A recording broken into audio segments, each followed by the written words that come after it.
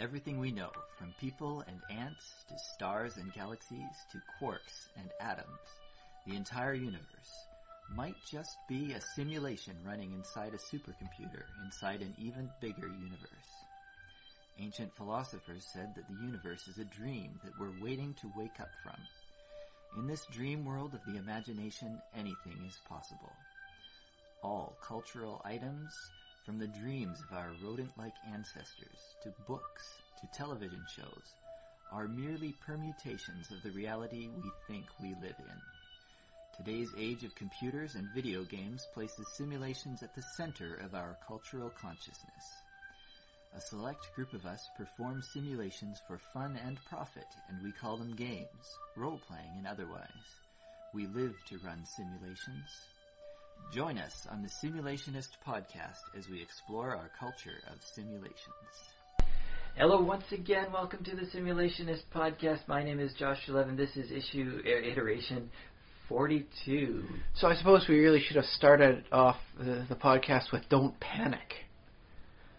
You know, do a nice little reference there, but it's everybody past it. Don't panic. There you go. And now that we've got the obligatory, five-part, trilogy out of the way there. Yeah. Oh, and I will also, because I always do this on every episode, I will mention that your name is Ryan Kirkby and my name is Josh 11, just so everybody knows. And the date on which we are recording this is the 23rd today, if I'm not mistaken. 23rd. So if you're up and downloading this right away, it'll be the 24th for you, early in the morning sometime. If you get a hold of it on the 22nd, please let us know. I'd like to figure out how we managed that. Well, 2014, I suppose. Oh, great. You just blew a time-delayed joke at my own expense now. Now I'll see it coming. Oh. Well, we'll forget about it by then. Well, hopefully. Well, no, maybe, this is not like the main topic. So long as we remember the main topics, we don't wind up discussing the same thing every time. Yeah. So, 42 episodes in, okay. Well. Yeah, it's not bad. Technically we could make the claim that this podcast now contains the answer to life, the universe, and everything. Oh, well, I would claim that from the beginning. I wouldn't say it took us all the way, but I suppose we can claim it again. Well, now we have some, at least, spurious evidence thereof. Very good, very good. No conspiracy ideas this week. Most of the major news for those of you in Canada this week has had to deal with the tragic and horrible floods going on in southern Alberta and southeastern BC. Yeah, so our thoughts are with our family and friends who are in those areas. And even the strangers, man. It doesn't need to be, other Well, all Canadians are our family and friends, basically. And I don't know if we have any listeners there. If you are, write in. Hopefully that it's not treating you too bad. You get back to normal life. Canada is, in some ways, it's a dangerous place, but you don't normally think of Canada as being a floody place. But we've had floods all over the prairies in recent years. I believe this year we also have floods in Manitoba and floods in Alberta. From what I've been told, this is some of the fallout from the changes in the hydrological cycle due to temperatures. Yeah, so climate change. Yeah, well, it sounds a little bad if you just say climate change and proceed on from there. But it is the hydrological cycle where, because, what was locked up for frozen, water assets is now once again liquid, it winds up being that it has to go somewhere. And as temperatures rise, you can get more air stored with water, so that when it rains, it'll rain harder than before. Yeah. And apparently this is all the fallout thereof. So, collectively, everybody, it's our fault that Canada now has a monsoon season. On the other hand, I suppose this means maybe if the temperatures rise up a little bit, we can have Canadian-grown non-hothouse bananas. And that's kind of nice, right? And coconuts. Canadian coconuts? I don't expect that anytime soon unless they're genetically modified, which that can happen too. Well, on the other hand, yum. Coconuts have been naturally found to grow as far north as Norway. Yeah. They're just not known to be like an Alberta inland thing. Yeah, well, I think most plants can grow in the climate that they're not supposed to be for. It's just whether they take hold and, Well, most plants dry. actually do better in the area slightly north of them because plants move so slowly compared to animals, and they have to compete against pre-existing plants, their migration patterns are almost as slow as like glacial ages and the like. Oh, that's an interesting thought. Yeah, it's almost like it's creeping across the landscape.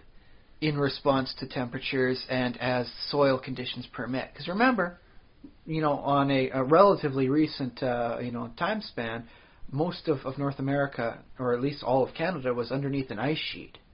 Mm-hmm. So everything's just still growing back. It's an interesting thing to look at and think, because yes, trees migrate too, but their time span is so slow compared to ours. Right. Well, the individual trees don't migrate, but no, the populations would shift north and then back to south again. Yes, as conditions and the like permit. But it's something to imagine that though you can't see it on a very slow scale, the trees are migrating northward in like a vaguely entish manner. Very good. Hey, well, I should ask you if you've been doing anything simulation-y over the week. I've been delving deeply back into the Shadowrun universe. Shadowrun. Yes, I got the free product on Free RPG Day. Imagine my surprise when I found out they were in 5th edition, when the last I had seen of them, they were in 3rd, although I was aware of a 4th edition that came out. I didn't pick that up. I was broke. I'm always broke, but I was really broke when I saw it at the time, so... Oh, well, it doesn't matter anyways. We're up to 5th edition now. So 5th edition, this Shadowrun is still being produced, and there's a company that's still making money off it? Well, it's... Shadowrun in the 3rd edition closed down because their company decided, you know what, we've had a good run, we've done some really nice stuff, but we're not going to push ourselves, and push our luck and stop after we've run into the ground. Did they? Oh. It's an interesting thing. It's kind of like knowing when to stop on gambling. And let's face it, being a gaming publisher is an awful lot like taking a big gamble. So they technically knew enough to quit when they were ahead. A bit of a shame, really. They had some real good stuff that has somewhat lingered. But the Shadowrun has always had the fans. I've seen some stuff they're doing for a game. I think it's an MMO. Free to play, knock on wood. From what I've been told by some sources. It looks great. It looks like it's really keeping true to the source, which is a semi-futuristic Seattle. So, it's nice to see that it lives on, even though the company itself has decided to close down and effectively just become a property holder. That's an interesting thought about how game companies... I think that can't possibly... Well, a lot of companies in the world are run badly and fail because of that, and I suppose game companies are no different, especially because a game company is often started by someone who is very interested in games and not necessarily interested in business. Yes, I recall, for instance, the Guardians of Order, who had wonderful, wonderful deals with a lot of people. They did my personal favorite, the Tri-Stat system, but they had a lot of name brands they got there. The Game of Thrones, they had the RPG for that. Yeah, the license, yeah. Yes. Because they had to close and declare bankruptcy, there was a little bit of a problem getting it back out, but George Martin's got his stuff back, and he can put out a new role-playing game for whatever system he wants. Oh, so he has the rights. I think it's gone back to him now that everything got settled out as to who owns what. I remember maybe 5 or 6 years ago, or maybe it was longer, but Dragon Magazine actually devoted an issue to the setting of Westeros. Yes, I remember that too. It was a very good read for someone who hasn't read the books.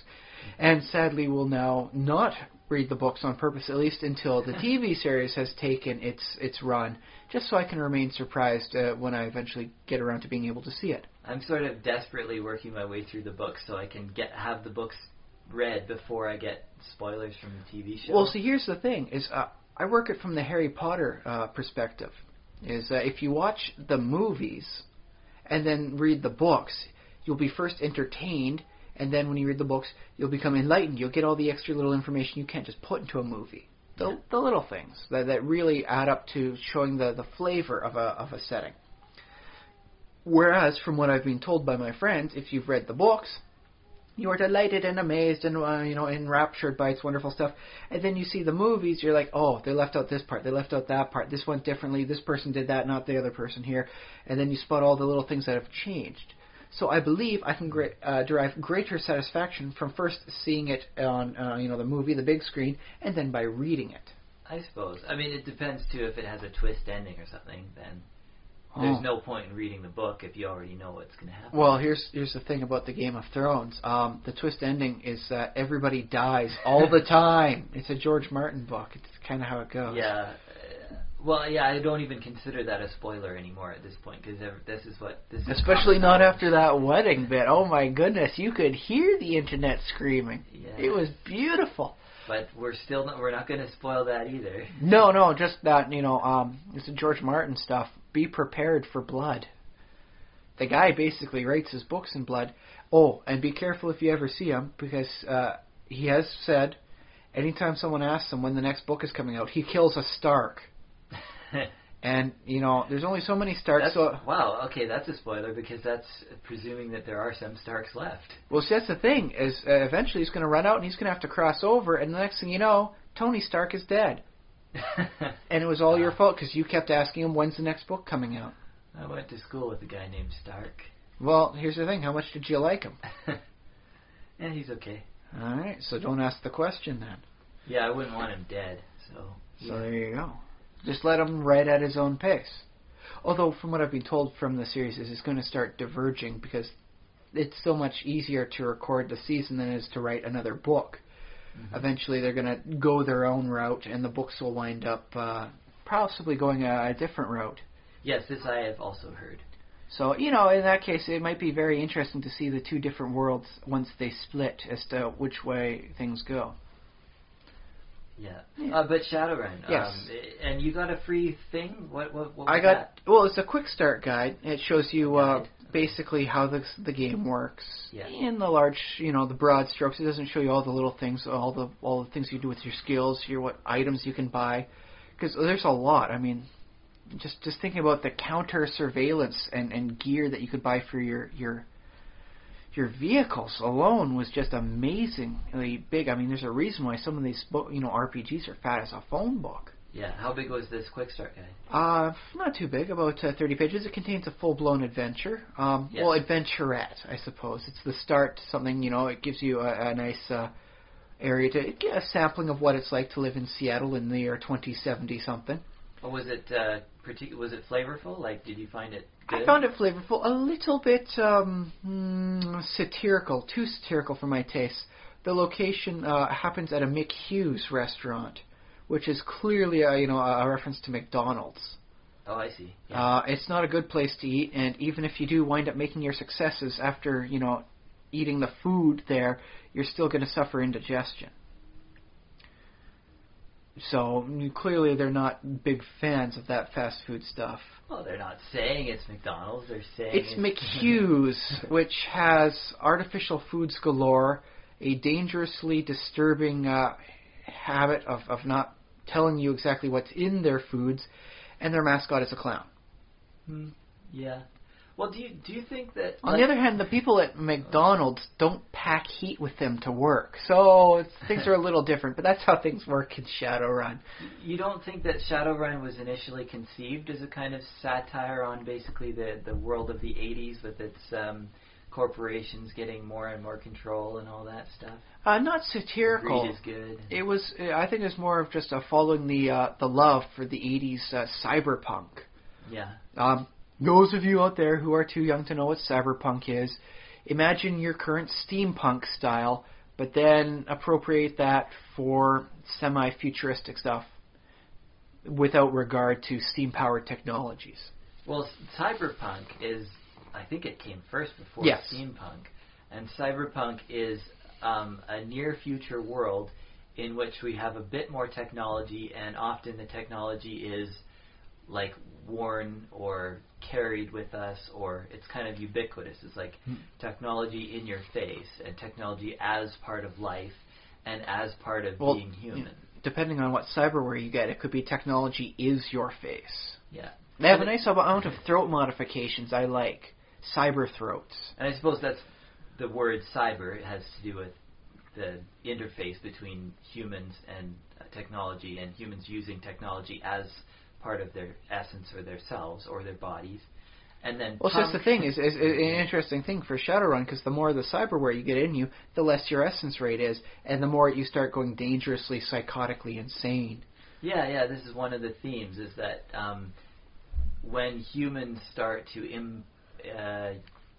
use cybernetics, replace themselves, technology, it tends to remove that part of their humanity from them. Well, it's actually an interesting thing, because in the Shadowrun world, it's fairly unique in a cyberpunk setting in that it has magic, and the magic means things. It's not just there for you to use to explain, why a guy's shooting fireballs. It means things, and it becomes as you go throughout the various adventures, you'll notice it has a meaning and an importance to it. There's a big meta story going on for what's going on with the mega corporations and the bug spirits invading the real world. Yeah, so the magic is almost backlashing against the... Well, it's a reason why most of North America is owned by the First Nations people. They used magic when no one else knew magic worked again. Yeah. It would be like, imagine if all of a sudden gunpowder stopped working. And then one day it just started working again. Who would have the power? The people that collected the guns when it wasn't working. Oh, I see. Yeah, sure. Yeah, I'll buy that. And there's some interesting story narratives in there I like. I'm going to have to try and get a hold of some of the older products when I can. There's just some amazing reads about what's going on in the future of the Shadowrun world. That's good, yeah. But it got me really deep into it, doing a lot of reading, a lot of exploring, and considering about how things change. Okay. For instance, I noticed their damage code. You have, like physical damage and stun damage. And that's it. It's not bad. I mean, there's a number next to it, and then, like a physical. And the number means how hard it is to resist this damage. And it got me thinking, it's like, I had to check that up. It's like, what does this P stand for? What is it, 7P damage? And it's like, oh, okay, it means 7 physical damage. I was used to a different code in the Shadowrun. They had light, moderate, severe, and lethal, depending on how many blocks of your 10-block life health it would take away from you. And so I was thinking, I'm not sure if I like this new change in coding. This just pure physical versus pure, versus the various degrees of damage. And then it occurred to me, wait a minute. I remember in first edition, they had an entire different code there too. There was another number after the system, and so that was changed. Now I know how the first edition people felt when they realized it had changed. And so that got me thinking about whether or not to upgrade, whether or not to advance with the times, which is actually one of the key themes of Shadowrun.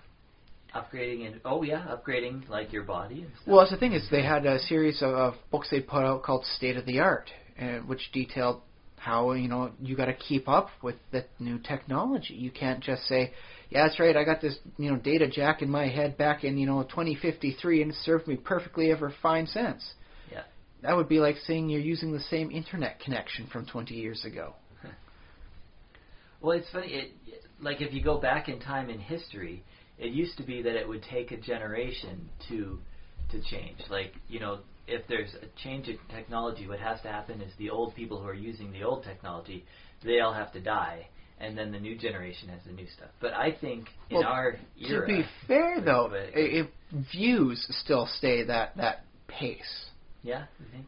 People will update their technology, but if you want change on several key issues, several contentious issues, you're kind of going to have to wait till the old people die. Well, I'm hoping that it'll change because what we see... Or at least become irrelevant. I think we see faster change in our era. I think we see that whole, doubling every couple of years, so we're getting faster and faster change. So it's going to have to be that... Well, from technology, definitely, yeah. On an individual level are going to have to adapt to new generations of things, whether it's technology or a new game or a new media. Well, the thing is that their ideas and beliefs still hold at the same old pace. the gay marriage debate in America is an interesting example about that. Yeah. Whereas if you go back 40 years, it wasn't about whether or not a man and a woman could marry versus a man and a man. It was what race they had to be before they could get married. That's true, up until apparently very recently, there were some areas that were still heavily against this mixed race marriages because the people that held the beliefs hadn't died yet. Yeah, that's true. I mean, well, there still are tiny pockets of the world in that, and it's different according to different countries. I think the United States has a very small pocket, but it still exists of people who are against but it dwindles every year as those people die out, and their beliefs just aren't getting passed on. Yeah, hopefully. I think in some cases the communities are small enough and isolated enough that they simply keep themselves going. Well, that's the thing. If you're small enough and isolated enough, nobody cares. You're isolated. Yeah, true. And I think that's how it basically is in the United States. That's how it survives, but not thrives in the U.S. Yeah, and there are other countries in the world with varying levels of education and varying levels of acceptance of other races, or if you whatever factor it may be. It could just be gender beliefs. Yeah. So yes, those stay at the same pace. It's the technology that's going so much faster now than it used to. It used to be at the same pace. Well, you might be right about that, but I'm hoping, like this is my optimistic thought, I'm hoping that our generation and generations which come after us will be adaptable, and if something equivalent to the gay marriage, whatever the next thing is, that we figure out, oh, we've had this wrong, we've been oppressing these people. We've been thinking about it in completely the wrong context. I'm hoping that our generation will be able to recognize that quickly and change. And I think... Do you think technology could be a factor in helping that out? So that because technology changes so fast, it helps prepare us to change what we believe in. Yeah, because we're on the internet now, and we have social media connected to the internet, and we have mobile internet and everything like that. So, and people are listening to this very podcast in their mobile device or whatever. And there's just so much stuff out there being generated, you can't help but not ambiently learn.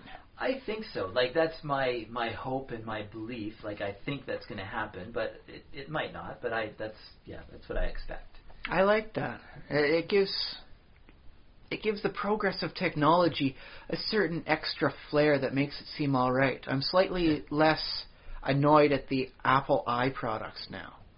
Well, there's still plenty to be annoyed about Apple I products. That's why I said slightly less. the price tag, I think, the biggest red flag for me still.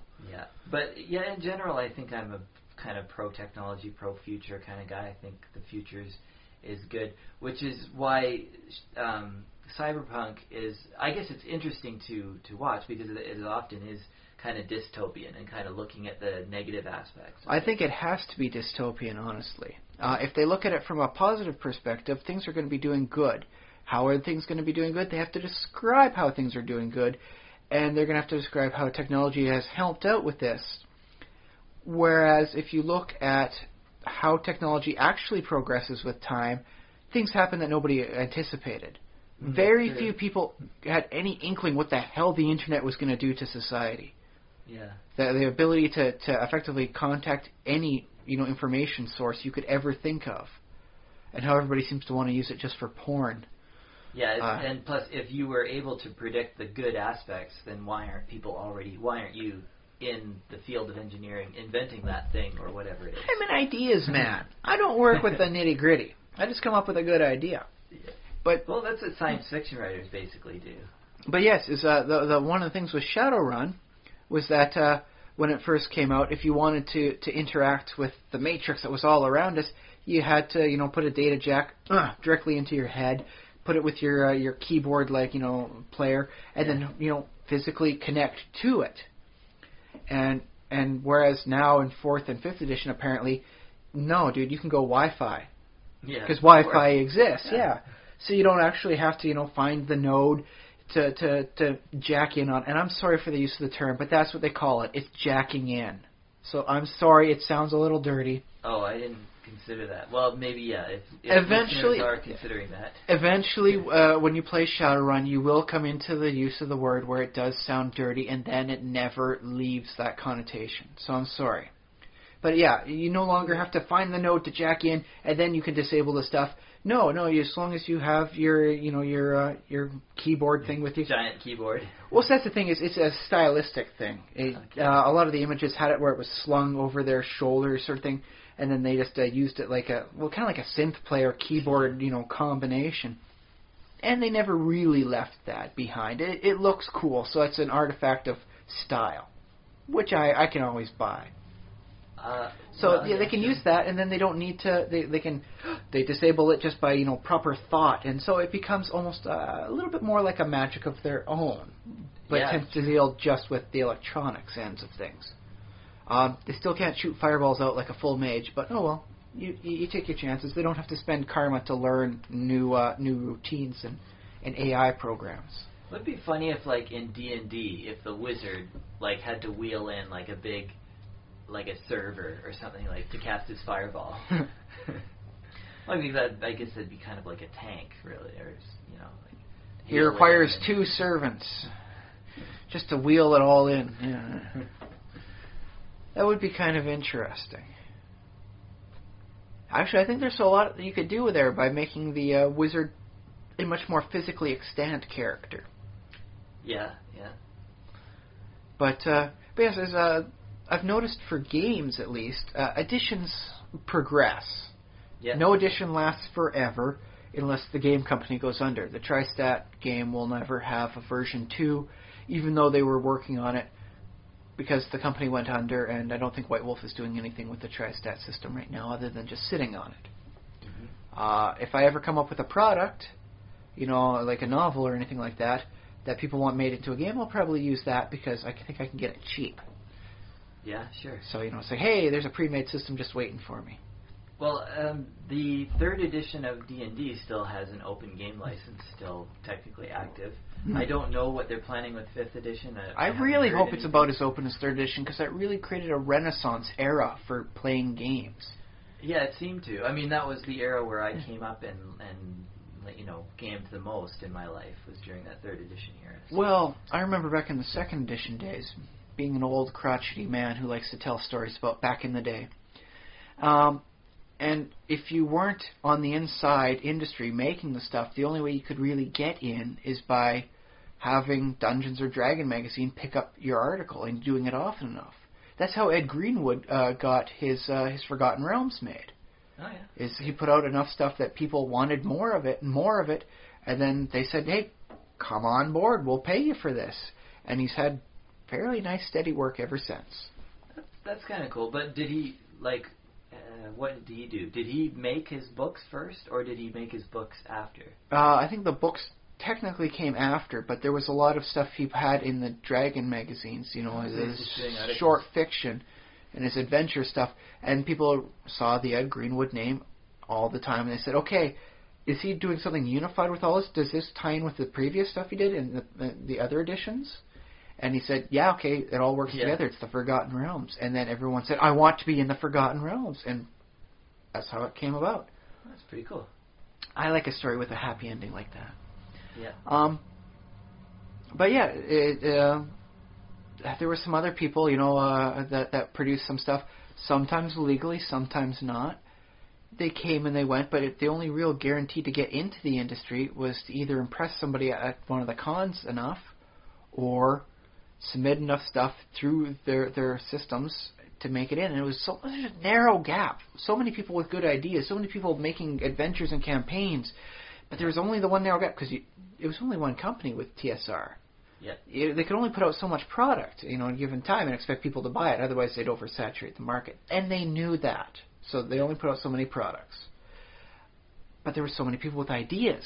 And then 3rd edition came out, and then if you have a good idea and you can find somebody to publish it, it's out there.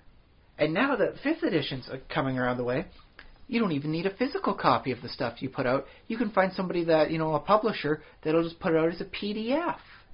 And it'll become so much easier. And thus, all the good ideas that everybody comes out will be available. Well, PDFs have been around since early 3rd edition. Yes, but if you talk with Monty Cook on some of it, the industry was very hesitant to change on that. And he advocated as much as he could. This is a good way to go. Well, he pioneered it, basically. He very much had to I don't know pioneer. if he was the first, but he was very early. And, he was the one that forced it forward when people in the industry otherwise were saying, no, it'll be too easy to steal.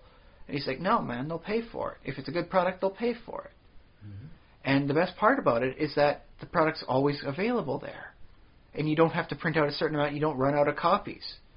It's always there. Yeah, and it's still that's still viable. It's still going. It's RPG Now right now. Mm-hmm. Now at this point in time, it is RPG Now. There we go.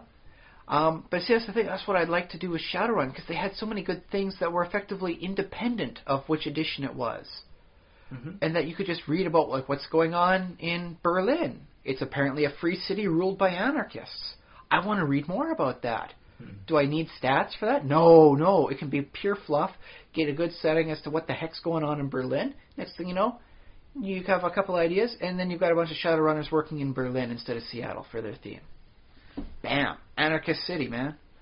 Yeah. And it's good to read that stuff. And if they had that all on PDFs, I would be very much more inclined to purchase that just for good reading material. Yeah, well, it's cheaper and it's instant. It so you don't have should to go to be your store. cheaper. Oh, it's not actually? Yeah, I guess in some cases it's Well, I do notice with some of the stuff that Wizards of the Coast is doing for their republishing of the old edition stuff, it's still like $10, $15 a product when it's not a new product. And they really didn't have to do much work on it. They're just re-putting the old stuff out at just about the regular price. Well, they probably had some intern who they barely paid anything to it. Like, yeah. All the copying and the... That's why they're so happy with putting all this old stuff out for all the people who want it. It's not because they love us so much, it's because it's a pretty good margin there. I mean, old product, new price, there we go. Apparently the console games were doing this too for the longest time. Steam's helping cut that down, but a lot of the buying digital games for the AAA stuff is still selling at $60. No, there's never a sale. Even when it's no longer the new fresh hotness, still $60. Mm-hmm. So there's something to be said about technology, even though it improves, the model stays old and the same. It's the people behind it that keep it from truly progressing. Yeah, well, and it depends, like, because there's always going to be some people who are ahead and some people who are behind. And it's unfortunate when your favorite game from some era gets caught behind with one of the people who doesn't want it to progress. Yeah. But as far, like, there's always new content coming out. There's always some people pushing the edge, and maybe it's not your favorite game, but there's always somebody. And as long as they keep pushing at the boundaries and forcing everyone else to step up behind them, there's always hope that the product you like will come out in the fashion you eventually want. So hooray for hope. It springs eternal. Yeah, I'd hope so for that too, yeah. Well, and, I mean, if you want something bad enough, I mean, like most people who play video games have bought multiple video games in their lifetime. So if there's one single game that you want more than anything else in the world, you're probably going to find a way to get it by paying for it. Like, there's probably sometimes there isn't. Well, there's people out there that hear good stuff about this game, but they can't find a copy of it. Yeah. Can't find a copy of it. There's been a lot of stuff said about Eternal Darkness, the game for the GameCube, but not everybody has a GameCube, and not everybody can find a copy of the game, even if they can get a GameCube. Yeah. So you wind up with a situation whereby, unless you can get it on like the Wii as an emulator type thing, it's just not going to happen. Which is why the whole Wii product, putting out their classic stuff, was so good. It gave you a chance to get the stuff you'd heard a lot about, but never was able to get back in the day. That's good. Yeah. But yes, okay. As the editions progress, you find people staying behind. I'm guilty of this. I never went to 4th edition. I gave it a look. It looked like it was nice scenery, nice place to visit. Didn't want to stay there. 4th edition of D&D or D&D. Okay. 4th edition Shadowrun had some nice ideas about it that looked okay, but I couldn't afford it, so that kind of ended that one either way. But But I noticed that there seems to be a lot of people that are resistant to change and even proud of the fact they don't change. That say, that's right, I stuck with 2nd edition, I didn't stay with your puny 3rd or 4th editions. I'm staying here at 2nd where it's good like I used to love it. Well, yeah, if those people are, like, if they're telling the truth about enjoying the game that they're still playing, that's fine. Like, that's fine with me. My personal preference or taste is I kind of think I want to be updating. I want to be keeping up with what's latest. That's sort of what I want.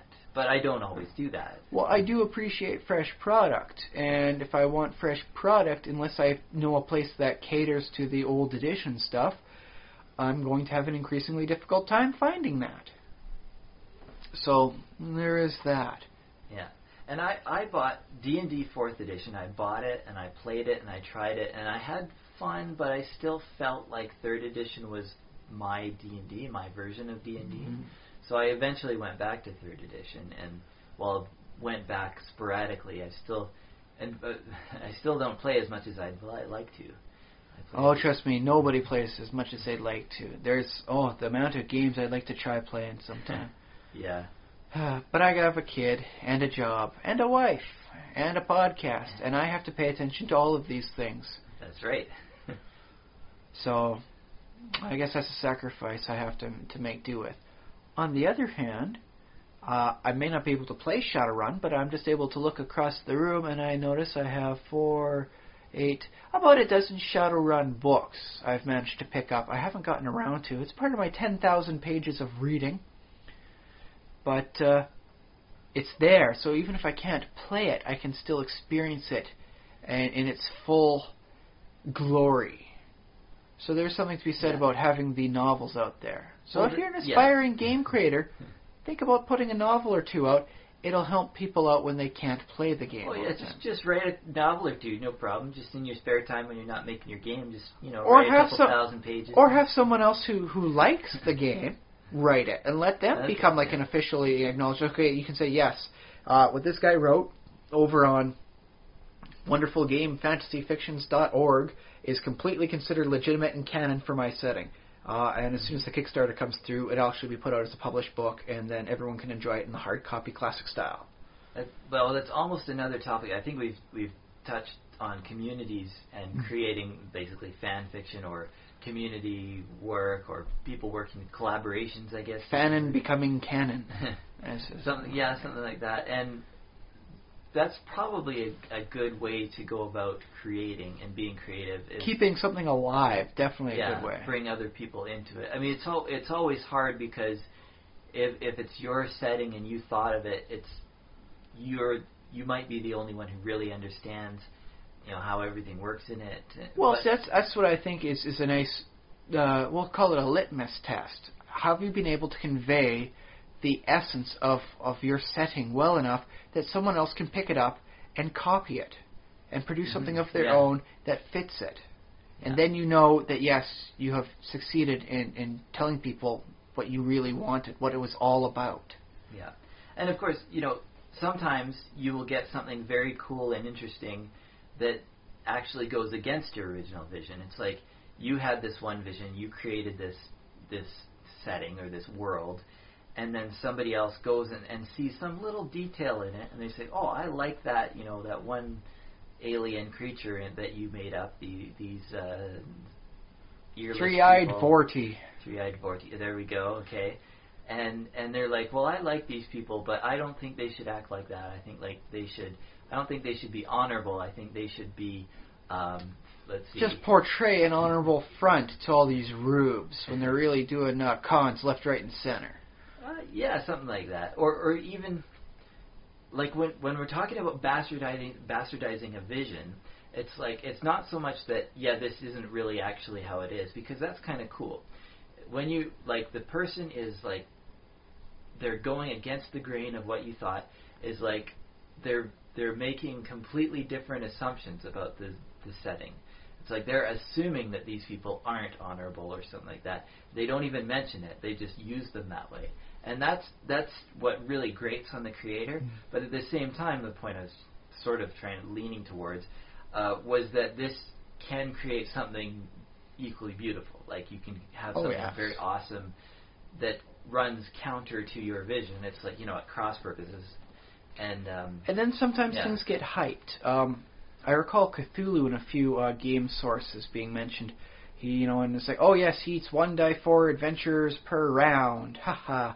Yeah. Or if you try and destroy him and by methods of nuking him, he comes back glowing. And it's like, well, you know what? That sounds kind of badass. Yeah, and Cthulhu was nice and big and badass, but you know what? His head got exploded like a ripened starfish because somebody backed a 1920s motorboat into his head. Technically it was a yacht, but they backed it up into him and exploded.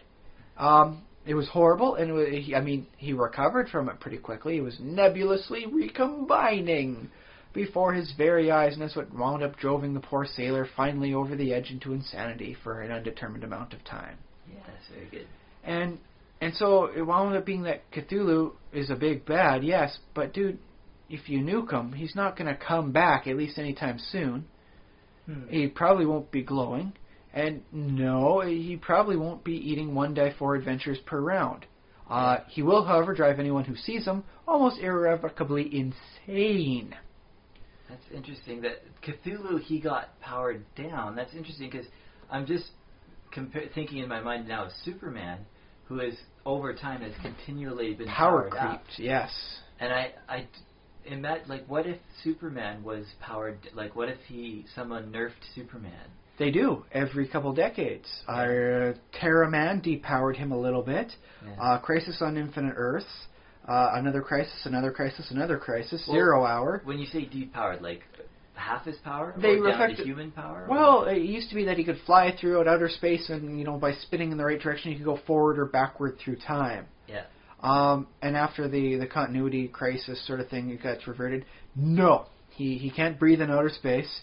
He can hold his breath, and he can go into outer space for a while. That's how he gets his super breath, right? There's a whole lot of air in there. Okay. But he can't go across interstellar space. If he really hustled it, he might be able to make it to the moon and do a few things and come back. But by and large now, if Superman is out in outer space, he's going to need like a scuba suit. Not a full-fledged space suit, because, dude, he's Superman. Things bounce off his skin and his eyes have a, extra crispy setting. But he still needs to breathe, so if he's doing heavy, exertion, if he's going to stop that comet coming for Earth, he needs an air jet pack to make sure he's getting enough breathing done properly. It occurs to me, in order for Superman to get into orbit, he would have to launch with the power of, your typical rocket. If he's jumping. Superman's flying has remained purposefully nebulous, and for a while there, if anybody asks, the answer was pixie dust. How does Superman fly? Pixie dust. Well, okay, yeah, flying is okay, so it's pixie dust. But even if you say, oh well, he's flying, not jumping, in order to get into flight, into the air, you have to exert force on the ground, which is a jump. Basically, in order to take off, it would have to be a jump. Well, once he's in the air, okay, yeah, sure, he's flying, or it's pixie dust or whatever. Yeah. But getting into the air, that achieving velocity, escape velocity, requires some sort of force. Well, see, that's the thing is, I think for most superheroic flight, it works not that they're propelling, a force against it. It's more that they have like a force attracting them ahead of wherever they're going. So they're always flying forward, not kicking off. Okay, that seems to be how they portray it. I don't know if anybody's come up with a reasoning for that aside from the telekinetic people. Yeah, because like I'm picturing Superman, like every time he takes off, flying, he'd make a huge crack in the pavement, like a big crater, basically. Like a Hancock style sort of thing. When he's landing and coming up. Yeah. He stops, especially because sometimes Superman does stop on like a freaking dime, and all that happens is the cape billows around him, and he looks kind of big and intimidating that way. But no. So that's one of the things that they purposely kept nebulous for his flying ability is it just breaks so many rules of physics. They decided to say, you know what, screw it, and that's why we're going with pixie dust. Yeah, I guess that makes sense. That's interesting, though. Pixie dust. We've talked about the heritage from fairies leaking over into modern mythology, right? I think they just give that because it angers the really uptight nerds as bad as anything else. Well, Superman is not made out of pixie dust. Yeah, well, dude, I'm the editor-in-chief. I just said he flies by pixie dust. What are you going to do about it? You can't do a thing. And next thing you know, you've got angry nerds running loose on the internet, and the editor-in-chief is laughing, having a blast. Yeah, but I mean, if they're fans of like Sandman and Fables, then they're all for that. They're like, yeah, pixie dust. And yet, surprisingly, a lot of comic book fans really focus on one part of it, and then just really do not like the other aspects of it. Like, I remember when they were relaunching for the new 52, a lot of people got really upset that Wonder Woman was not going to be pure superheroics. Her theme was going to be horror stories. Okay. But not like a conventional, like, Tales from the Crypt horror story. More like the Greek thing where evil beasts are attacking. You gotta, either stop them, or run out of the way. And so that works for her because she's like a Greek myth. Yeah. And so for her, fighting beasts works better than being a superhero all the time. Because when she was pure superhero for a while back then, it really wasn't working as well as, say, Superman or Batman had it going for them. Batman tended to be a superhero true crime sort of thing, with weird delusions into masked insanity. Yeah. Superman was superheroics with sci-fi. Aliens would land this week, and they would do something, and then Superman's invulnerability would keep him from getting hurt on it, but he saves the day. Yeah, or he has to smash Lex Luthor's big machines or robots. Or exactly. Whatever. It very much had elements of sci-fi in there. Some delving into fantasy, especially when they wanted to hurt him with magic. Yeah. But he had his own superhero plus this. And after Wonder Woman stopped fighting Nazis, there wasn't a lot for her to do. Yeah. So she kind of languished, and so they tried to say, superheroics plus horror stuff, monsters. She fights the monsters. She's a person made out of clay, brought to life by the gods. She's going to fight minotaurs and other bestial things from the Chthonian realm of the gods. Yeah, so far I see no problem with this. In fact, I'm considering picking up a Wonder Woman New 52. And that's the thing, is it seemed like a good idea, at least to me, but the nerds got angry at that. They did not like, no, I want Superwoman to, or Wonder Woman just to be superheroics, nothing else. Well, despite the fact they weren't buying her comics beforehand, so they really didn't have much to say in that matter, I think. So a superheroics, like if you divorce it from, so it's not necessarily sci-fi element. No. And it's not necessarily monsters. So what is this superhero, What are they doing? Working against, or whatever? Other super villains. Okay, super villains. See, for a while there in the 70s, she had an interesting period where she didn't have her powers, and she was doing like a spy angle sort of thing. She was like Diana Prince, super spy, where she had no powers, and she had like this blind, like I Ching master teaching her martial arts moves. It worked. It wasn't permanent. Nobody ever thought it would likely wind up being permanent. But it was a good thing, and it kept people buying the comics, and that's what kept her along. So, I think go for it. But everyone's got to find their own thing. And the slight melding of genres, I think, works beautifully, because superheroics on their own get a little old. But the fans don't seem to always like that. And especially when you cross-combine things over, all of a sudden you're saying, Superman is so damn weak compared to vampires. Why did he have to team up with Batman when Batman was fighting vampires? It's just making Superman look lousy and lazy and horrible. Right. Well, Batman's a good fit for vampires because they're dark. Yeah, they both stop the night. Bat. By the way, there's a nice Batman versus Dracula movie out there they did for the Batman series a few years back. I definitely recommend catching it.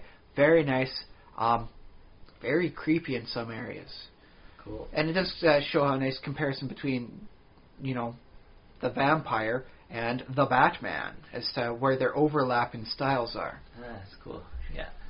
Well done production, all told. But it seems to be, within the nerddom, I guess we'll call it, the fandom. Yeah. Nerds resist change. They resist new additions. They resist new iterations and attempts at characters. Yeah, that's true. It's funny because they tend to be.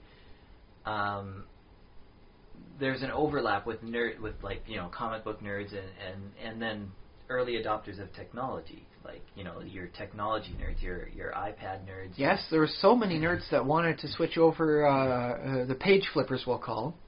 Yeah. So many page flippers wanted to switch over to like the Comixology digital comics, simply so that they wouldn't have 15 long boxes of comics that they didn't want to get rid of, because they might need to want to look at one back sometime, but all that can be stored on just the one reader. Yeah. And that works so much easier. Although even if it's gets stored, a virus, then even the cloud storage in this case sort of thing is you get a chance to whenever you want to read it, because you bought that book, you get it from the source and you're reading it there, and then when you're done, it's not on your Kindle or anything. Okay, yeah. The downside to that, though, is that if that company ever goes out, they take all your books with them. Yeah. Which is why it's good to buy from the bigger companies in that case, or get your stuff digitally down as like a PDF. Again, we're back to the corporatization of stuff. Not necessarily a bad thing. There is some worries to be had, but not necessarily bad, just by default. Well, it is unfortunate. I mean, I don't want to give them extraterritoriality or anything like that. I mean, we saw how bad the MPAA was with their busting down doors to get the people who were downloading songs illegally. I suppose the fact is, though, for your individual publisher, your little guy, they can be agile, and they can put out their products without digital rights management, say, for example. Well, they do run the risk then of having more illegal copies of their book out than legal sells. That is a problem sometimes with apps and the smaller companies. Yeah. Although I do believe Image is working on something nice, because they release it, they get a cut of the profits, and it's all done with their proper stuff. You don't really need much DRM. You just make sure you have the program running. Yeah. And then and we just talked about this though too. With remember Monty Cook is people are afraid to put their work out there in PDF form because it's a mouse click to copy paste and send to your friend. Obviously, it costs bandwidth and stuff like that. But I think in this modern era, my optimism is that when you create a good product and you treat your fans with respect, and you give it to them and you say, okay, I'm asking for $2 or whatever for this short 16-page comic, and that I made myself, and you just pay me directly, none of this third-party stuff. That if you do all that and you're a good citizen, and then in return the community generally ought to respond and be good to you. Yes, it's like what iTunes managed to prove to the world. It's like, no, you don't need to try and scare everybody into buying the CDs. All you need to do is make sure they want MP3s. You give them good MP3s at a reasonable price, 99 cents a download, and all of a sudden they got so much money coming out of every wazoo they own. It's just scary and hilarious at the same time. Scalarious.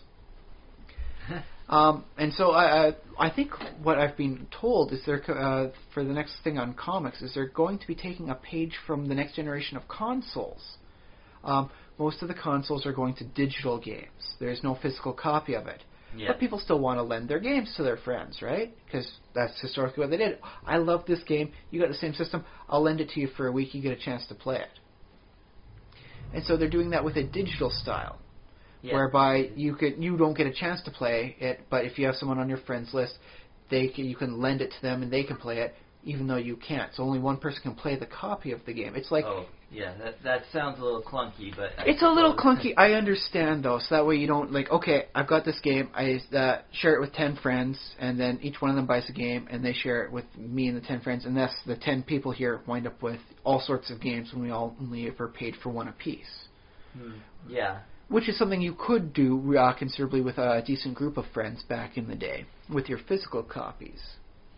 But I hear comics are going to be trying something similar with that, whereby if you've got your Comixology thing and you've got an issue and your friend hasn't read the issue, you can lend it to him. Now you don't read the issue until he's given it back, but you can lend it to him.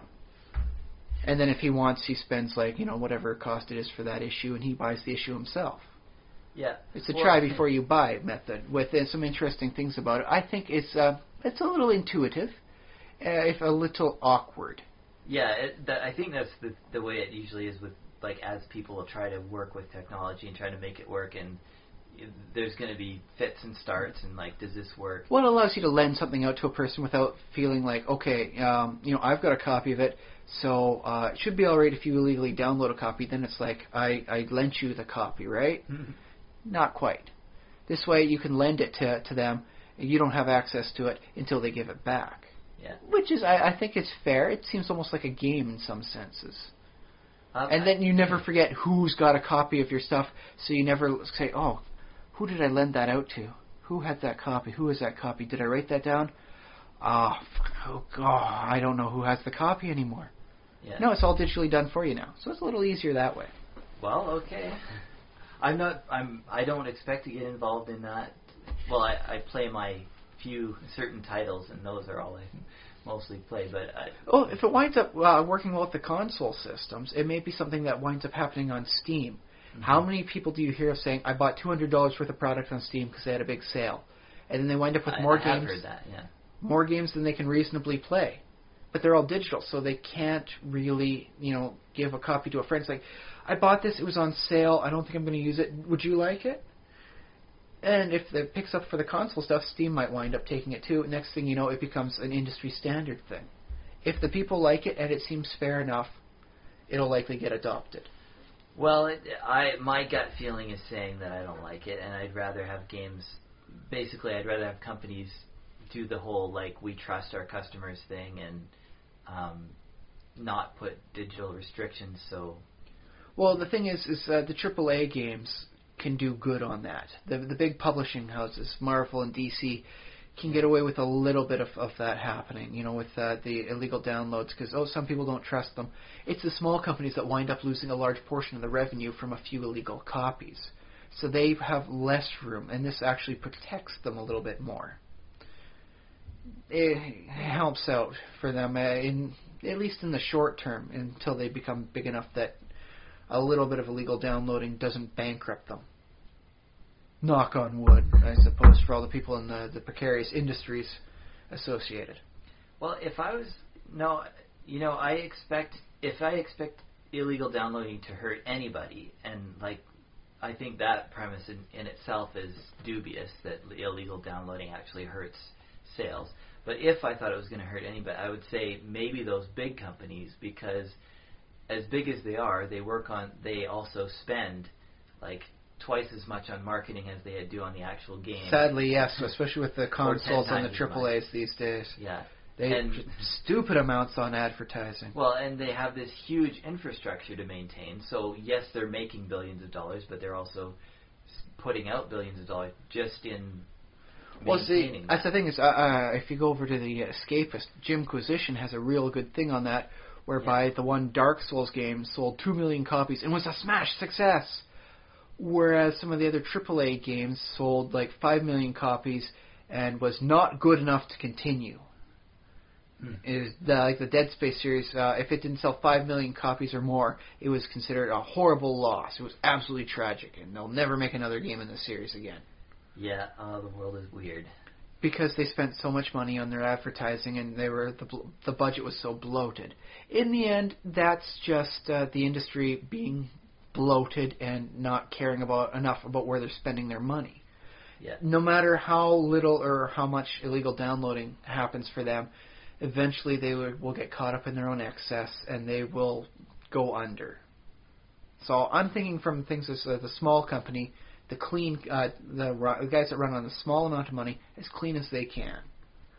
Yeah, and my thought for them is they should not worry at all about illegal downloads, because if they're doing it right and communicating with their audience should be absolutely willing to pay for a fun game. Well, for their stuff is more niche product oriented then, as opposed to the next comic or whatever. Yeah, or comic. It's more niche, and so in that case, because they're never going to expect a large group of people to get it, every one download for them illegally is something like 100 downloads for a larger game. So it means more to them for every one download, because they're working on a smaller core audience. And there's very good things to be done for working that way. To know your audience, give them a nice concentrated what they want. Don't just throw everything at them and see what sticks. Yeah. Bland, don't like it. I'm a big fan of what's the creative person with the creative vision who creates something awesome and gives it. But I guess the danger is, the fans might not get it. They might not know what to do with it once they get a new. Heck, depending on how they get it, they might not even be able to have proper attribution. There's some very good things I remember seeing out for like mimetic images that were because of an artist. Not a big name artist, but some guy who's got a DeviantArt account, and if you didn't know how to locate this image that way, they get no credit for any of their stuff that they've done. I don't know. What are you referring to? It'd be like an image where it's, something's happening and it shows really nice, and you look at it and go, oh, okay, not only is this funny with the caption and all that, but it's really good artwork. I like what their style is. Like a comic strip? Yeah, like a comic that makes it around the internet, or just an image, a wonderfully drawn image of it's like, ooh, I like the character from the series, and this artist has really done a nice, version of them. Oh, so it's fan art. Yeah, it could be fan art like that, but because they don't give credit to the artist. Who doesn't? The internet doesn't, as it makes its rounds. Oh, they pass it around. I found this funny image. Take a look at it. I found this amazing, this picture. Unless you know how to do like a tin-eye reverse image search and hopefully have it crop up, you're not going to find who the artist was that did that amazing drawing that you like. And so they wind up losing out on the recognition factor. So it's not always money you have to worry about. It's just the recognition of what they've done sometimes. Well, that might be also an issue where just technology has to catch up, like you're saying about reverse image searches. And I'm so happy they've got that now. I've been able to track down so many little things I thought I'd lost forever. Perhaps in the future, browsers could simply have that, as a included feature. Well, see, here's the thing. You click on the image and it says where it came from. With Facebook, they have the face image profiling. At least in America. Yeah, you can tag things. Yeah. It'll tag automatically. It says, okay, it's this person, and so it'll get automatically tagged. It's like, okay, you're friends with him. Our algorithms say it looks enough like him. Auto tagged. It's him, unless he says otherwise. And that's not a bad system, I suppose, provided you don't have friends putting up you getting horribly stinking drunk every weekend up on Facebook, which some people have concerns about apparently. In which case, I have to say, think about your life a little bit deeper. What's really causing problems, buddy? But that's getting off on a tangent, not a tangent. You're saying that people, if they get drunk, that's their own business, and if they're getting drunk so often that the images are becoming a chronic problem on Facebook, that people tagging them. So the problem is not that people are finding out. It's not. It's not completely Facebook's problem that they keep these images keep finding their way on there. Sometimes it might be your issue too, buddy. Well, yes and no, because we live in a stupid world where, I have no problem personally if I felt like getting drunk every weekend. I think that's fine for me, and I just don't do embarrassing things that might wind up on Facebook. The thing is, I can't think of anything to do on Facebook that I personally would be embarrassed by. I know there are things I could do that people would not want to see, but as far as my sense of dignity, I don't have one. With some people, it could wind up being a situation whereby their boss is snooping around, sees it, and then they get reasonable cause. Like, I'm sorry, you're acting against the style we like to provide here, and because it seems to be a chronic thing, you may be negatively associating our business with you and your activities. Yeah, that's the point I was trying to make. Like if you're a school teacher or something. Which is a thing. I remember a thing with a school teacher. She had her own blog, and there were some issues about how much clothing she was wearing in some of the pictures. The students didn't have a problem with it. Nobody tried to blackmail her, but someone on the board and committee saw it, and all of a sudden, she's out of a job. Yeah. And then that whole issue winds up going viral, throughout the social medias. She's got her job back. They're all issuing apologies because she did nothing wrong, and the students were all, prepared to walk out because they were able to organize it. In which case, hooray, social media. Yeah, that's doing things for people. I like the ending of that story, even if it's And I gotta say, I actually saw some of the pictures. So there was nothing, untoward there. Sure, the shorts may have been a little short, but it's not like anything was showing. Mm-hmm. So I don't understand, what the big deal was. Yeah, this is what I always say when I see a story like this. Is like human beings have bodies, So if you have cameras and combined with the human body, you can have any sort of pose or picture can be titillating or whatever. Well, it's just the thing. I suppose it was like, she's doing an artistic pose in short shorts. She has teenage students who may wind up utilizing it for things best left unsaid. And yet it's the adult administrators who discipline her for it. I know, right? She's the one that gets disciplined because of a bunch of chemical-ridden teenagers might do something. Yeah. And if the teenagers do what they do, I say good for them. That's life. I recommend that they don't do that with images of people they know. It creates awkward situations when you look at them later. But I love awkward situations. It does provide a certain amount of fun when you're watching as a third person. I wouldn't necessarily recommend it. But yes, they have the images where you can, it'll automatically find and assign people. So eventually, what I'm hoping they'll do is for anything like artistic images, they'll wind up cross-referencing with the major art sites, and then it'll give automatic attribution to the proper artists. Well, I hope somebody out there, some coder, is working on this as we speak. And if not, at least the framework's there for them to just quickly change things around and work with it, not just facial algorithms, but artistic stuff. I mean, heck, the amount of things going off of YouTube because it was, this episode of a cartoon or a show that winds up being automatically, looked and deleted by That's true, yeah, machines. YouTube already has that, yeah. So it shouldn't be that hard to make sure that, because let's face it, these artists are not getting a lot of attribution for some very good artwork I've found sometimes. And the webcomic artists, too. You'll see their thing, and someone will have put, their own website plastered over top of the proper one, and the artist does not get the proper thing, and people will laugh at the joke, but they won't read any more of the comic. Yeah. Well, and those webcomic artists, they're not making fat amounts of loot. They're making just enough to get by at best.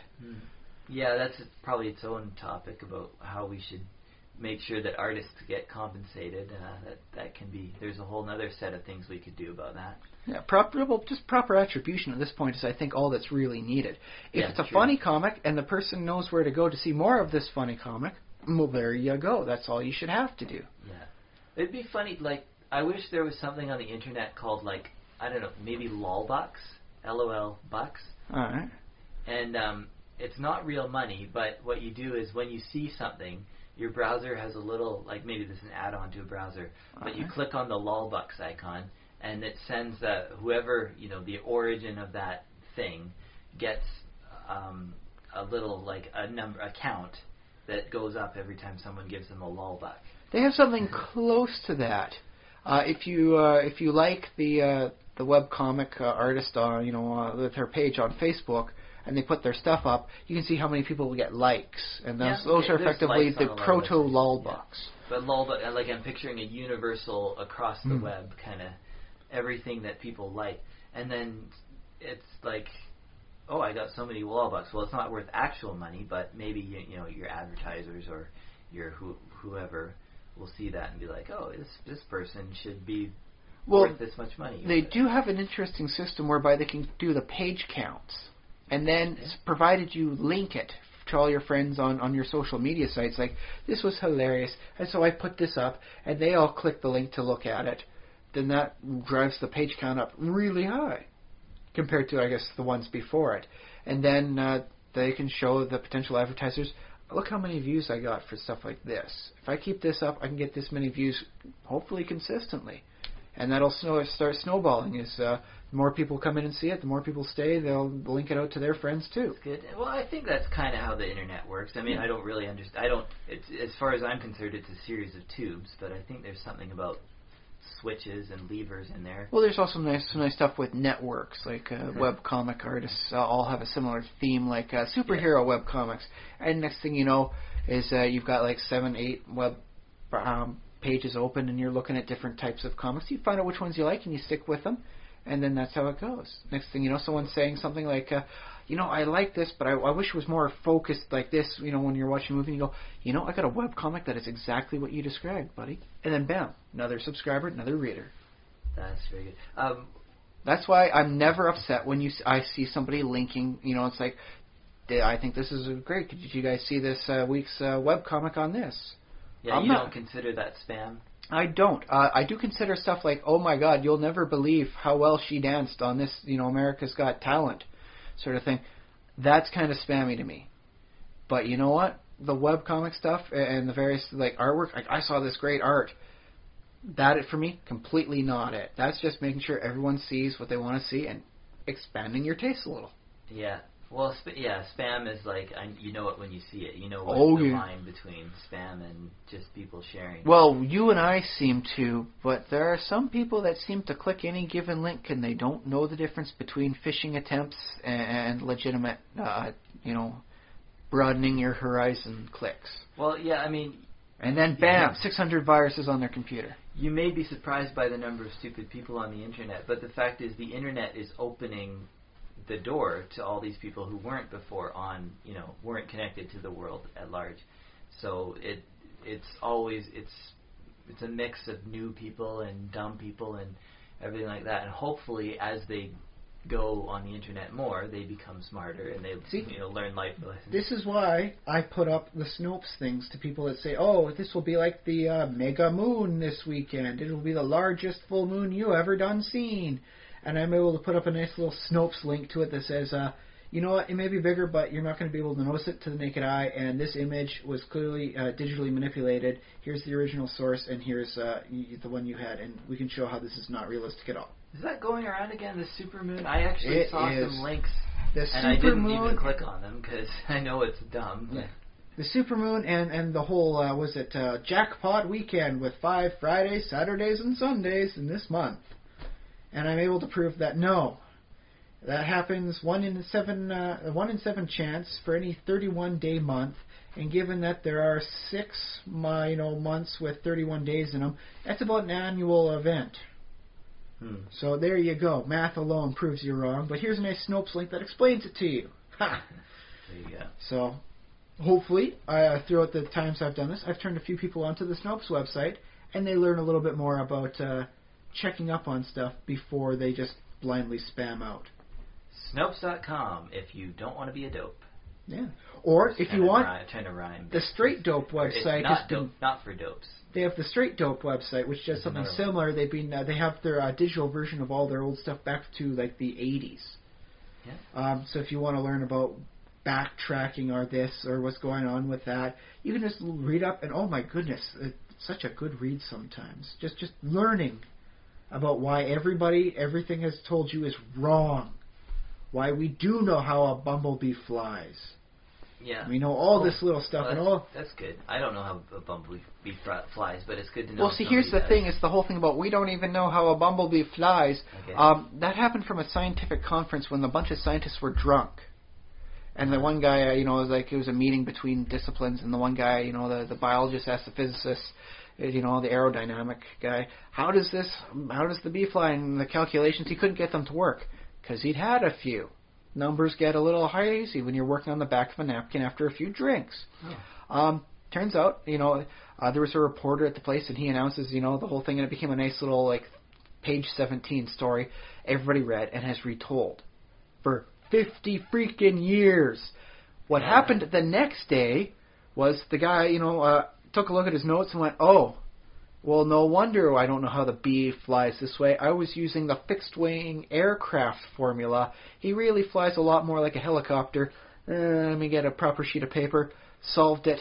Done. Nobody reported that story. Oh, so let me just use the helicopter equations and then... Yeah, the whole thing works. There was some interesting things about how they're able to flap their wings so many times, but we solved that one too. Okay. Yay, humanity. Yay, science, and the eternal progress it helps provide when done right. Cool, okay. But yes, which I suppose brings us back to the beginning, is always progressing, always advancing. Always advancing. Well, what was... And that's the thing, is the state of the art is something you have to actively maintain. I think that's one of the reasons why a lot of people stick with the old editions for their games and for their gaming hobbies. Is because they don't have to relearn something they know. I don't have to reread all the spells. I can stick with 3rd edition, and I know the spells pretty well off the top of my head. If I go to 4th edition, 5th edition, I'm going to have to reread all those spells again. They're going to be different. I'm going to get them confused with the old stuff. I'm going to have to force myself to learn. Ugh. Well, I sort of feel that new editions, like I kind of want them to keep what's good of the old edition and just be an update. Well, that's what they really should be. Fix the problems and keep the good stuff. But one of the problems that they kept on, and Pathfinder continues to run into, and I've run into this with various groups in Pathfinder, is that there have been so many little changes in Pathfinder and D&D and similar games that depending on which game you're playing, it's very hard to remember which actual rule you were using. Like, if you wanted to, like, grab somebody in the game, that's a grapple check or whatever, then you have 3 different ways to solve that, and depending on which system you're using, I would like some better notations on things. I do recall 3 different versions of a magical enchantment for bows that cause knockback. And I would have liked to be able, because the only way to tell the difference as to which one supersedes the other is to find out the date of publishing and then find the most recent one and go with that rule. Yeah. And that sounds a little complicated. If they had said, this was previously mentioned in this one and it's the current version thereof, utilize this one. Or it was mentioned here and then revised in this one. Just a small note at the bottom of the whole thing. This was first mentioned in this book, revised in this other book, and this supersedes it for the purposes of gameplay balance. Although I guess the optimal solution is just have the DM make his ruling there and then, and then go back later and check. It does help out though when the DM's saying, we got 2 different books here. What one does yours say? Okay, it was first mentioned in that one, and you says yours explicitly states it is an updated version of it. Yeah. But that helps a lot. The thing is, if you have 4th edition at the table now, it's like, no, 4th edition does it basically one way, the 4th edition way, whichever that is. It's based on some core assumption, and then that's what you use, so you don't have to worry about different versions. Well, so that's the thing is I know between 3.0 and 3.5 they came up with 2 different types of actions, and they included the swarm form.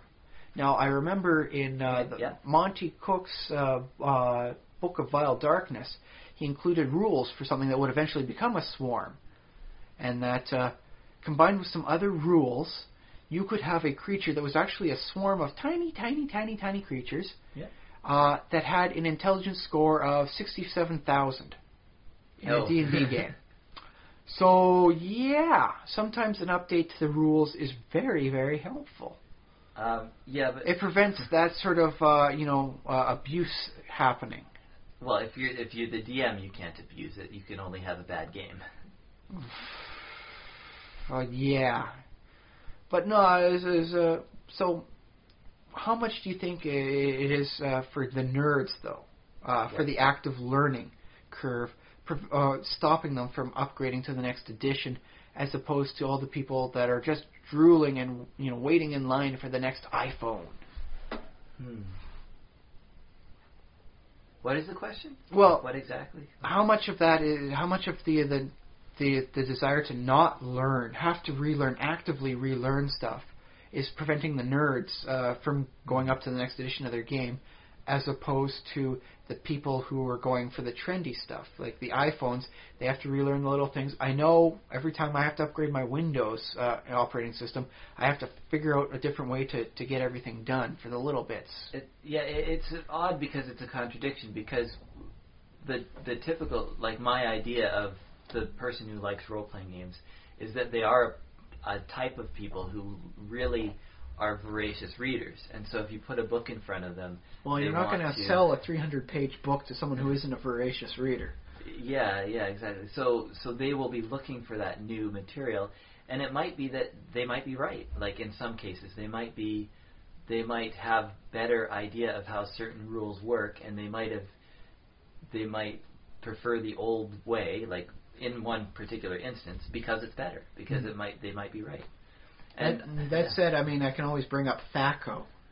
No matter how much you like it, it did not work right. Okay. It was a Gordian knot of deciding whether or not you hit something, where positives applied a negative modifier and penalties gave you a bonus. Well, I guess I never learned THAC0 myself, so. And you're a little better off for never having had to learn it just see whether or not your fighter hits the knoll. Yeah. So yes, the third edition was, for no other reason, I would suggest upgrading to third edition D&D simply to get rid of the THACO system, which they bent backwards and contorted around and was just crazy. Mm-hmm. Oh, and I think the majority of players, well, you have pockets of resistance again, like we mentioned with regard to racism, but I'm not comparing that.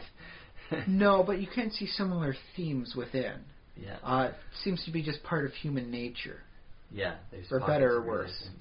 But I think the majority basically keeps up with the current version. And the thing is, there's always new players started, and when you get a new player started, it's like, which version are you going to begin on? Well, the obvious place is the latest, the one that's being supported, the one that people are talking about, the one that is being promoted. So. Unless you try and get somebody in just as the new edition is hitting, and then you can get all the old edition stuff that people are junking for cheap.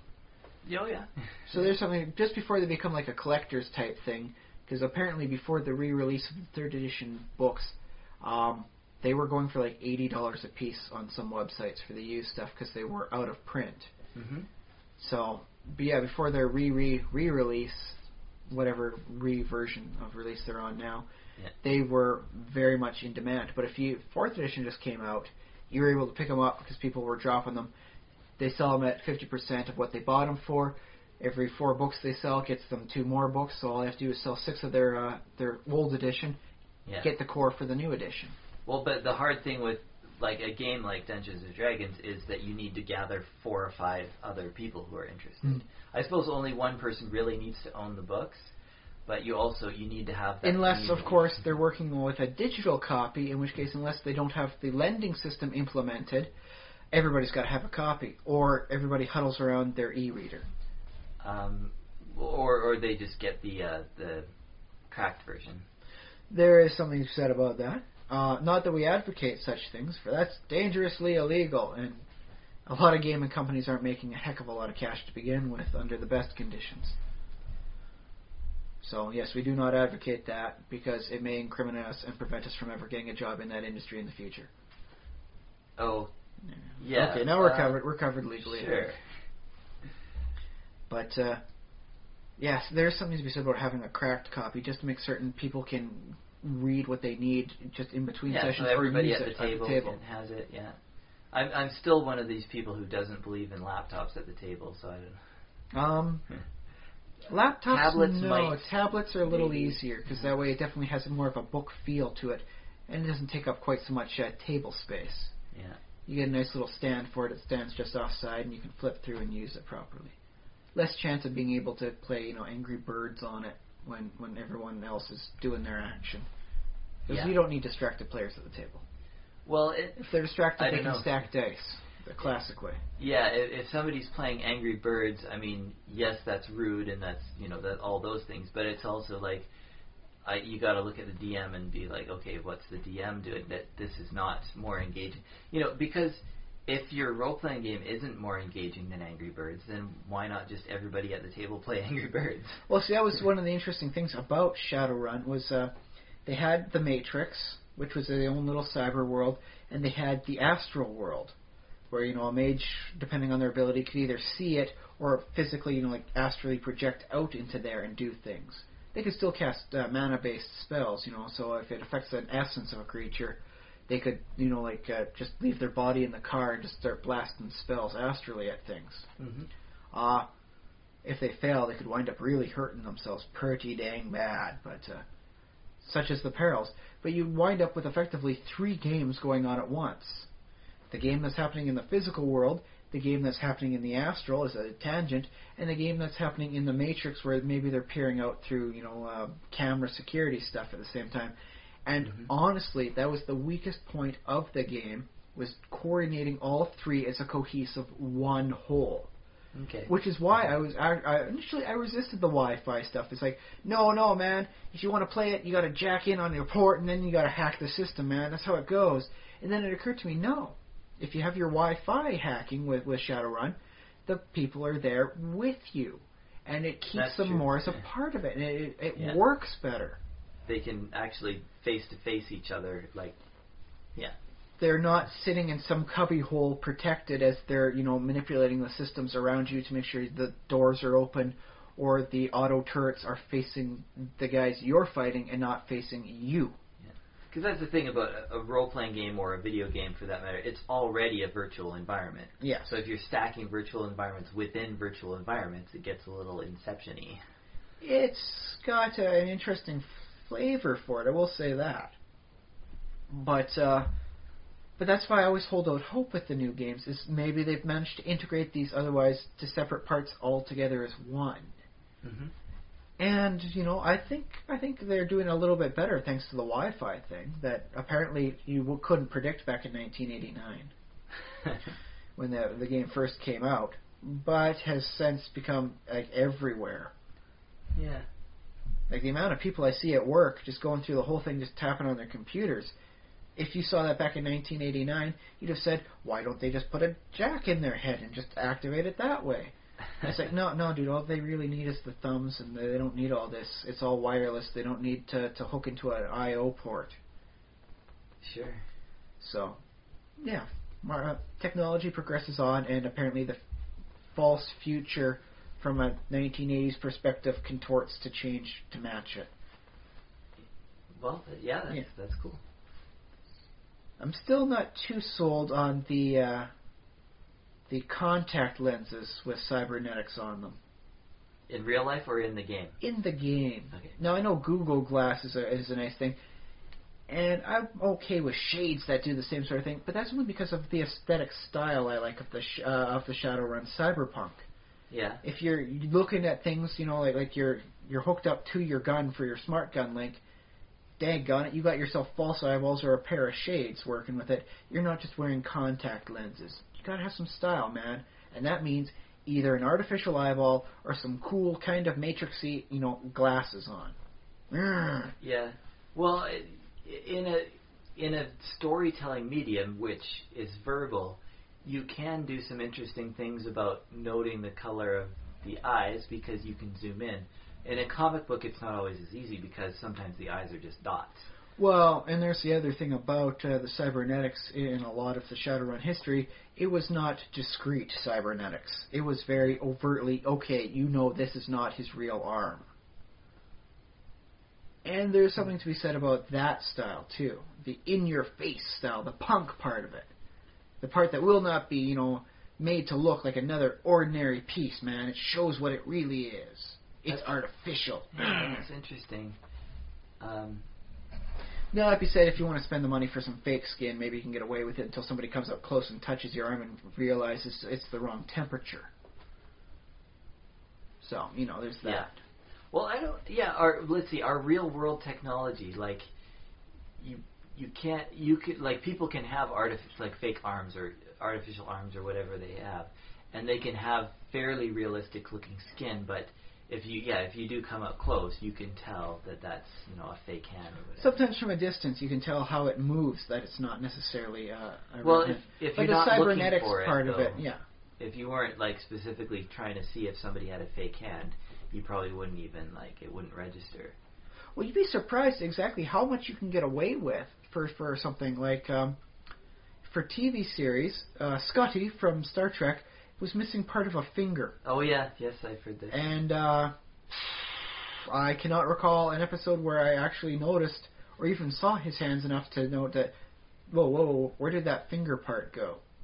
Yeah. Or for MASH, Radar O'Reilly, the actor who played him, one hand was much smaller than the other. Yeah. It was like a medical condition. But you'd never know it by seeing it. It wasn't, tiny little baby hand, so, but you'd notice if you held them both up that one was distinctly smaller than the other. Yeah, but that's not something you normally do in a TV series. And that's the thing about Scotty is yes, he was missing part of his finger, but how often do you actually specifically focus on somebody's ring finger, on the one hand?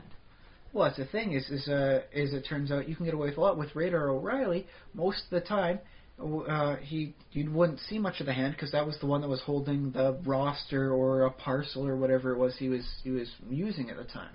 Yeah. But I don't see that as, maybe there was some conscious effort, but I don't see that as a major conscious effort, because maybe any character could have had one hand smaller than the other, and it's just the fact that in a TV show, in the course of doing a TV show, there simply aren't that many scenes where the guy has two hands right next to each other at the same angle, but the same distance from the camera. Here's the thing, though, is that with how they shot the scenes, there were several people going in and about, and they tend to have basic default angles for where they put their cameras.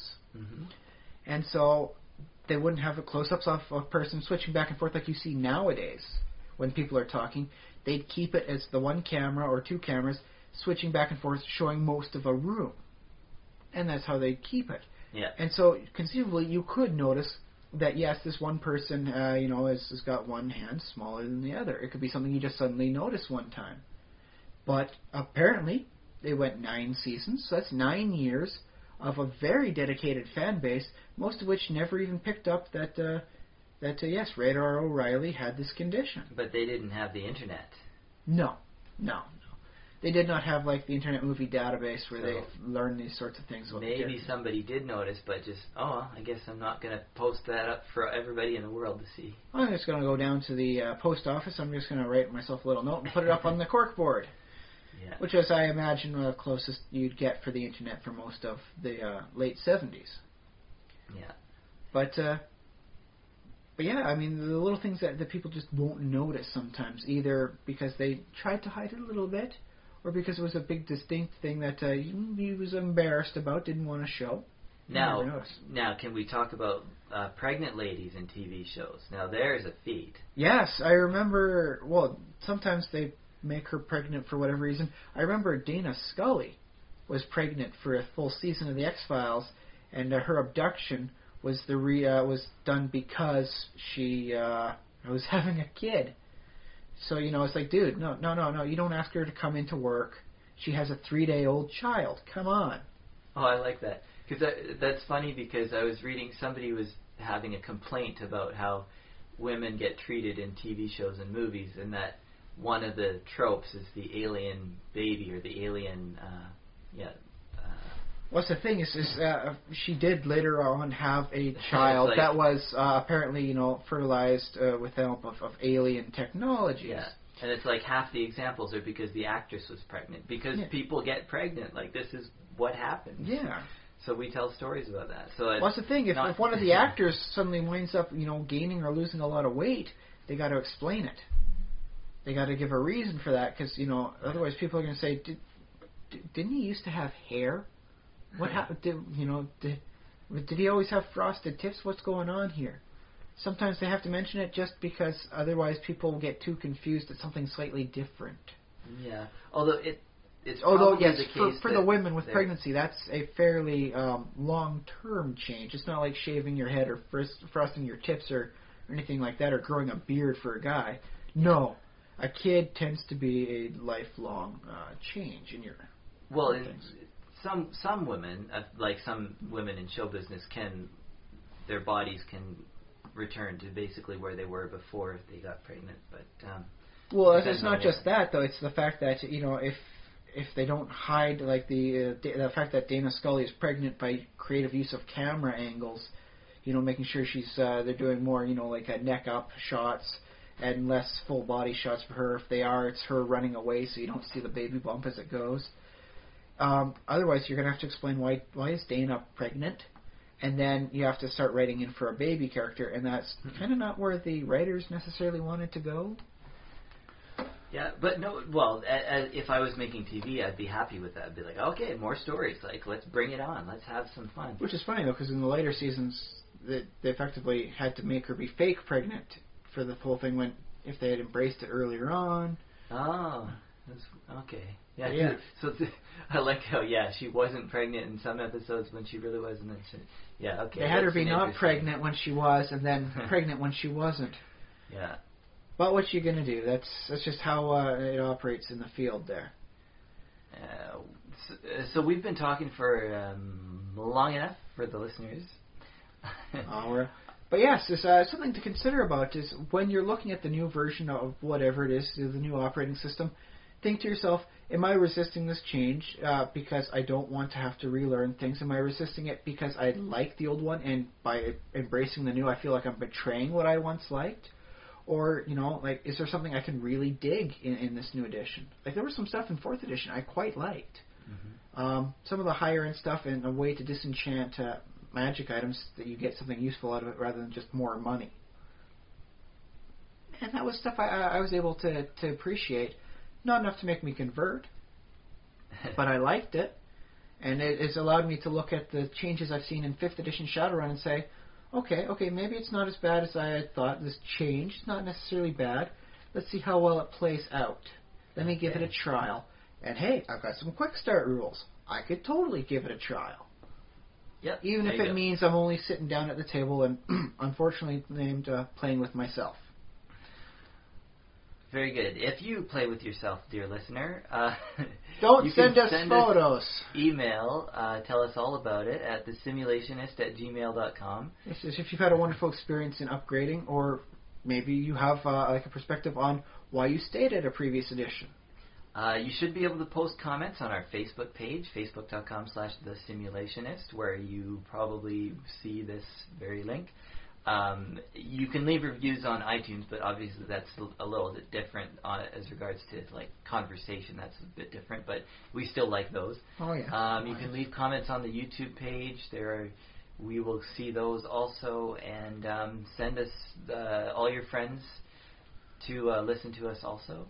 Yes, because remember, that's how things spread on the internet. We discussed that. You were paying attention, right?